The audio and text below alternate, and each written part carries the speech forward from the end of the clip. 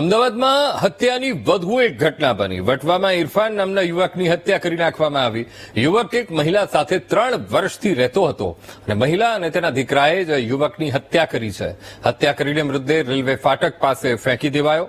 હત્યાને અકસ્માતમાં ખપાવવાનો પ્રયત્ન કરવામાં આવ્યો હતો.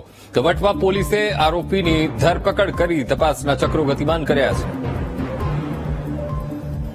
તો આજ મુદ્દે સંવાદદાતા અનિતા પટેલની ફોનલાઈન પર. અનિતા, મહિલા અને તેના દીકરાએ જે યુવકની હત્યા કરી નાખી છે અને પુરાવાનો નાશ કરવાનો પણ પ્રયત્ન કરવામાં આવ્યો. અનિતા, જી અંકુર, જે પ્રકારે અમદાવાદમાં વધુ એક હત્યાની ઘટના સામે આવી છે અને હત્યા કરનાર માતા અને પુત્ર હોવાનું ખુલ્યું છે.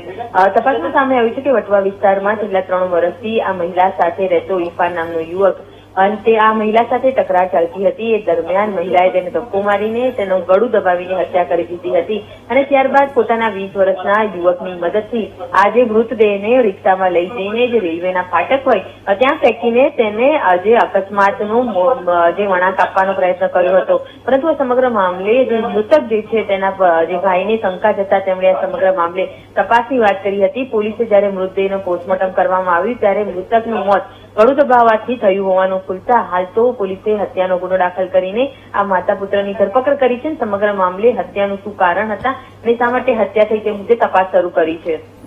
જી બિલકુલ અનિતા, સમગ્ર માહિતી સાથે જોડાવા બદલ આપનો આભાર.